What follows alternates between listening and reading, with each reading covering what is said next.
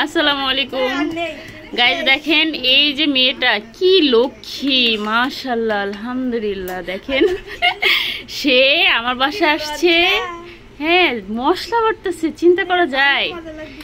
এর জন্য একটা ছেলে দেখেন ভালো ভদ্র যদি থাকে আলহামদুলিল্লাহ সবাই জানাবেন। সে কিন্তু অনেক লক্ষ্মী এবং খুবই গুড গার্ল, ঠিক আছে, গুণবতী না? আচ্ছা, পাশে আরো গুণবতী মেয়েরা আছে, এরা এই একজন।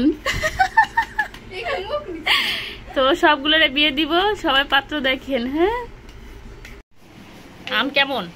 সেই তো বিমুক্ত সাহেব আনছে, তো এর জন্য যার যেমন হৃদয় তার তেমন কি আম, এটা টক। আচ্ছা, এই যে পিচ্ছি হচ্ছে, দেখেন ঝাল নিয়ে আসতে বলছি, সে আকাম করছে, কতগুলো ঝাল নিয়ে আসছে, বলতেছে বাজারের শ্রেষ্ঠ ঝাল, তারপরে শসা, টমেটো।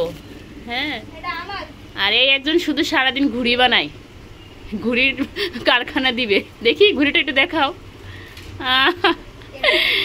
অনেক বড় ঘুড়ি। আজকে সারাদিন আমরা অনেক এনজয় করব। আজকে একটু গরু মাংস রান্না করব, যেহেতু ওরা আসছে, একটু ভুনা করব। হ্যাঁ, ওরা কারা? আচ্ছা দেখাচ্ছি।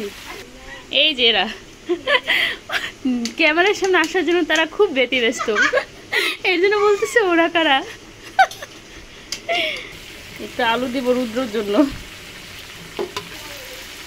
রুদ্র কি খাবে? এটা আবার প্রেসারে দিব। হ্যাঁ, এখানে হচ্ছে মাছ রান্না করলাম, ডাল রান্না করা আছে, ফ্রিজে তরকারি আছে, সবজি, এই যে ভাত বসাইলাম। এটা হচ্ছে আমার আম্মা জান, দেখেন সে কত স্লো গতিতে।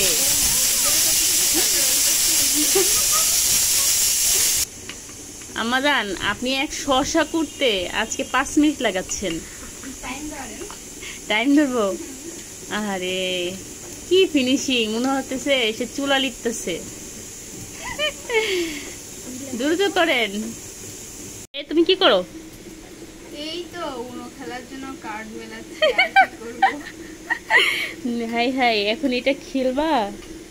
হ্যাঁ, টাইম মেইনটেইন করার জন্য খেলতেই হবে। আজকে তো খবর আছে।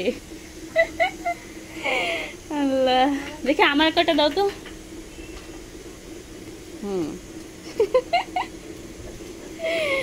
এ আমি অনেক কিছু পাইছি। আচ্ছা, এখন আমরা লাঞ্চের বিরতিতে যাই। হ্যাঁ, পরে হচ্ছে খেলবো না।